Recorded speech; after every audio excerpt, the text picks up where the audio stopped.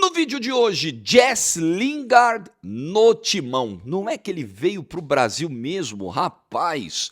Como é que você ouve essa frase, Jesse Lingard no Timão? Já se acostumou? Te soa ainda algo aleatório? Eu ainda acho meio surpreendente. Eu tenho algumas coisas para falar do Lingard, do que eu acompanhei da carreira dele na Europa, do que eu narrei por um bom tempo, do que tenho de informação na Coreia do Sul, do que ele fez na Coreia do Sul. Vamos tentar entender essa contratação. Like no vídeo, se inscreve, ative o sininho, rumo a 460 mil inscritos por aqui. Bom sábado para todo mundo. Amanhã na GETV, finais dos estaduais. Amanhã tem Fla-Flu, eu vou lá para o Rio fazer, e tem Cruzeiro e Atlético, a final no Mineirão. Os dois jogos com torcida dividida, jogo único, o campeão sai amanhã, vai ser da hora demais, se empatar vai para pênalti, pô, baita domingo. Então você vai ver os dois jogos às 6 amanhã na GTV, uma live para cada um. Aliás, que mês de março vem aí na GTV. Finais dos estaduais, sequência do Brasileirão, convocação da seleção, sorteio da Libertadores, seleção em campo contra a França e Croácia na data FIFA. Olha... que mês, hein? Que mês. Coisa linda na GETV. Segundo papo do sábado, rápido. Vá treinar sábado, lindo desse, maravilhoso. Você é em casa, tranquilo, com bastante tempo. Tira um pedacinho para treinar, tá? E vá tomar sua creatina. Já tomou sua creatina hoje? Não esquece, tem que tomar todo dia. Muito bem. Jesse Lingard no Corinthians. Ele não veio pro Remo. O Lingard, como você lembra, o primeiro papo que surgiu foi Clube do Remo. Ele teria sido oferecido ao Remo, e aí não teve acordo por lá, a coisa não rolou. Chegou a abrir negociação, inclusive com o Remo, a coisa andou um pouquinho. Mas aí não andou, e dias depois, os representantes do Lingard indicaram o jogador ao Corinthians. O Marcelo Paes, que é o executivo do clube, gostou da ideia. Chegou lá no departamento de análise de mercado do Corinthians e falou: e aí, o que vocês acham? Ó, pode ir. Aí chegou no Dorival. Dorival, e aí? Pode ir. Presidente? Pode? Pode. E a negociação foi fechada. Contrato até o fim do ano, com possibilidade de renovação automática em caso de cumprimento de metas. Eu queria falar de contrato. Assim, chegou como um agente livre, não tem aquele custo alto de transferência, precisa ver ali a questão do salário, enfim, eu não tenho informações sobre isso. Agora, contrato até o fim do ano eu acho interessante. Você tem aí 9 meses para avaliar, observar, ver, para ver qual é, para ver o que acontece. Deu certo, beleza, né? Queria muito também entender quais são essas metas cumpridas aí. Mas eu queria falar um pouquinho de contrato também, porque numa comparação com o Memphis, evidentemente, tem torcedor que fica com o pé atrás, tipo assim, pô, será que vai ser um contrato caro como o do Memphis? E o ponto, galera, eu já critiquei aqui algumas vezes o contrato do Memphis, e o meu ponto, só para ser ainda mais profundo nessa discussão, é o seguinte: não existe problema em você trazer um jogador talentoso como o Memphis, que pode te dar um retorno e recompensá-lo, premiá-lo em caso de retorno. Que foi o que aconteceu, né? Em caso de título, ele tem um bônus em cima da premiação que o time ganha. Ele é importante, ele ajuda a conquistar? Beleza. Foi importante do Paulista? Foi. E foi um título importante. Ah, o Paulista, galera, é um Paulista contra o seu maior rival que podia ser tetracampeão dentro da sua casa. Porra, importantíssimo o título do ano passado.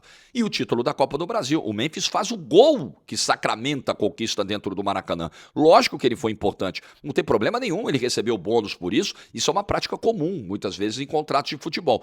O meu ponto sempre foi o fato de o Corinthians hoje não estar plenamente estruturado para arcar com um contrato como esse. Sempre foi esse o meu ponto.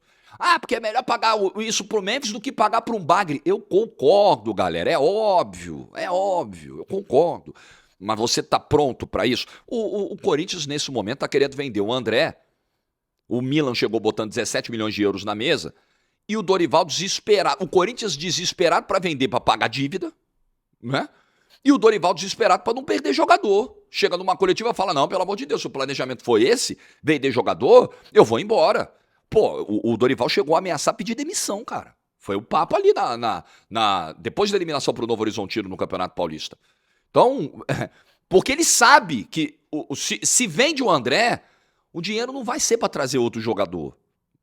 O dinheiro vai ser para pagar dívida. Se vende o André, não tem como. Então, um clube que ainda vive esse panorama, ele não pode se dar ao luxo de fazer contratos altos demais que depois dificilmente serão honrados. Esse é o meu ponto, tá?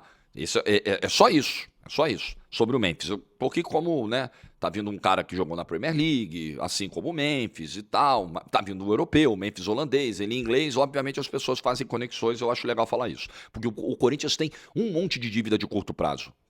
Dívida de curto prazo é o seguinte, galera, dívida que vai vencer amanhã, grosseiramente falando, vai vencer daqui a pouco. Aí você precisa pagar. É tipo assim, você tem um boleto de 2.000 para pagar na semana que vem e você tá com 1.000 em caixa. Ferrou, meu irmão. Como é que você vai fazer? Aí, ou você vai pegar dinheiro emprestado com alguém, ou você vai vender alguma coisa sua, ou você vai deixar a dívida lá e vai acumulando juros, você tá ferrado. Então, esse é o ponto. Vamos falar sobre o Lingard e o que eu lembro do Lingard, o que eu reuni de informação sobre o Lingard. O Lingard jogou na Premier League num período em que eu acompanhei ali futebol inglês, cheguei a narrar a Copa da Inglaterra, um pouquinho de Premier League, a própria Champions e tal. O Lingard, se você pegar histórico de lesões, que é uma coisa que muita gente estava pesquisando e preocupada, né? Pô, histórico de lesões. Lesão, assim, realmente séria. Ele teve um problema no joelho também na Coreia do Sul, ficou ali uns 40 dias fora, mas lesão realmente séria ele teve em 2014, quando o Van Gaal promove a estreia dele do time principal do Manchester United contra o Swansea. E aí, no jogo de estreia, cara, primeiro jogo, titular estreando na Premier League. Com meia hora de jogo ele teve uma lesão de ligamento, ficou ali 5 meses fora, voltou no ano seguinte, mas não é um jogador com um histórico assim grande de lesões. Aí ele volta na temporada 15-16, faz o gol do título, inclusive, da FA Cup, aí vai começando a crescer no Manchester United. E ele tem podemos dizer, um auge no United com o Mourinho, temporada 17-18, que é a temporada anterior à Copa do Mundo. Ele, inclusive, é convocado para a Copa do Mundo. E aí o Lingard faz 48 jogos, marca 13 gols e dá 7 assistências. E foi uma peça muito importante do time do Mourinho ali em 17 e 18. Como eu disse, foi convocado para a Copa do Mundo de 2018, foi titular na seleção da Inglaterra, fez gol na fase de grupos, no jogo contra o Panamá, fez uma Copa ali, ok, né? A Inglaterra fez uma Copa interessante em 2018. Só que o grande ponto do Lingard é que ele teve altos e baixos, né? Então, o pós-Copa de 2018 do Lingard foi um pós-Copa de queda. Inclusive, o Lingard teve um momento da carreira, acho que foi um pouco mais para frente ali, acho que 2020, 2021, que ele falou ali de problemas de saúde mental, que ele precisou, né, dar uma ajustada nisso. Ele contou, ele falou publicamente sobre isso, né? Ele tinha a questão da mãe que estava vivendo uma depressão profunda e ele tinha que ajudar a cuidar da família, a cuidar dos irmãos, e ao mesmo tempo ele era muito cobrado por um rendimento em campo, então a cabeça dele deu uma, né? Aí ele teve problemas com álcool, inclusive, ele chegou a falar sobre isso, assim, e é louvável, né, quando o cara tem problemas e ele fala publicamente sobre os problemas. Eu acho, infelizmente, hoje em dia, isso cada vez mais arriscado. Eu fiz um vídeo essa semana falando sobre isso aqui. O vídeo não era sobre isso, né? Era sobre algum assunto, acho que era do Felipe Luiz, e eu lembrei de trazer esse tema. Falei, olha, hoje em dia é cada vez menos recomendável você ser 100% verdadeiro, sabe? Você expor teus problemas, tuas angústias, teus sentimentos, porque as pessoas julgam, né? As pessoas são cruéis muitas vezes, a internet muitas vezes ela é muito cruel, ela te massacra, ela não tenta entender a sua dor, ela tenta te condenar pela sua dor, né? E aí, com tudo isso que viveu, com esse turbilhão de coisas, ele foi pro West Ham em 2021, teve um desempenho muito legal no West Ham, foi ali um momento de alto, né? A carreira do Lingard sempre foi isso, alto, baixo, alto, baixo. Aí ele faz menos de 20 jogos no West Ham, ele faz 16 jogos e mete 9 gols. 9 gols e 4 assistências. E aí, pô, o Lingard voltou, que legal, o Lingard voltou. Aí ele retorna pro Manchester United na temporada 2021-2022, mas aí é uma passagem mais tímida, ele não joga tanto assim. Aí ele roda, vai parar no o último clube dele na Inglaterra é o Nottingham Forest, não teve participação direta em gol lá, foi uma passagem bem tímida. Aí ele fica, quando acaba o contrato dele em 23, ele fica ali uns 6 meses sem clube, e depois ele vai acertar com o futebol da Coreia do Sul. E aí, obviamente, vocês sabem que eu não acompanho o futebol da Coreia do Sul, né? E honestamente não tenho desejo de acompanhar o futebol da Coreia do Sul, não está no meu foco. Ele foi Ele foi contratado pelo FC Seul. Fui pegar um mês certinho aqui. Fevereiro de 2024. Ele é contratado pelo FC Seul e vai jogar no futebol asiático. Aí ele chegou lá com uma baita de uma repercussão. Nossa, o Lingard jogou no Manchester United, seleção inglesa, Copa do Mundo. Ele foi a maior, no momento em que a contratação foi feita, ele foi a maior contratação da história da Liga Coreana, da K-League. Pô, um negócio maravilhoso, né? K-League One, que é a primeira divisão. Bom, aí ele estava sem ritmo, porque ele estava um tempo sem jogar, né? Ele ficou 6, 7 meses sem jogar. Então, obviamente, ele não tinha ali o ritmo de jogo ideal. Aí teve aquele probleminha no joelho, teve uma lesão na coxa, teve algumas lesões ali no começo e tal. Precisou fazer uma pequena cirurgia no joelho, inclusive. Mas aí, depois disso, ele conseguiu embalar. Ele virou o capitão do FC Seul. Eu fui pegar os números dele aqui na temporada, né, nessa temporada que terminou agora. Ele jogou 41 partidas e eu peguei aqui as últimas 1, 2, 3, 4, 5, 6, 7, 8. Os últimos 8 jogos da temporada, em 7 ele foi titular e jogou os 90 minutos. Ele terminou a temporada com alta minutagem, alta presença em campo e os números dele na Coreia, aí obviamente isso aqui eu não sei de cabeça, né? Isso aqui eu deixei anotado. Os números dele na Coreia não foram ruins, tá? Mas também nada excepcional. Ele jogou 60, ele jogou 2 temporadas, né? Jogou 24, jogou 25. Então foram 67 jogos e 30 participações para gol. Ele marcou 19 gols e deu 11 assistências, né?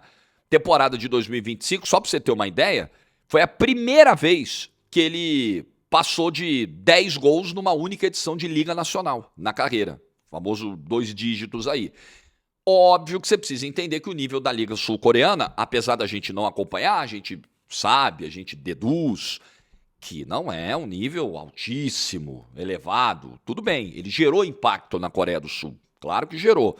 Os números não foram ruins. A minutagem foi alta. Como a gente lembrou aqui, nos últimos 8 jogos da temporada, em 7 ele jogou 90 minutos inteiro. Mas é a realidade do futebol sul-coreano. Eu apostaria, mesmo não acompanhando a Liga Sul-Coreana, apostaria que a Liga Brasileira tem um nível maior. Tranquilo, né? Tranquilamente. Apostaria nisso. Talvez eu errasse? Não sei, né? Talvez eu fosse surpreendido? Não, acho que não. Acho que tranquilamente a gente pode afirmar isso. E aí, em dezembro, ele coloca o time termina a temporada, termina se classificando para Champions League lá, e não renova o contrato e vai seguir a vida. E aí ele vem para o Corinthians. Então, o resumo do Lingard é esse, tá?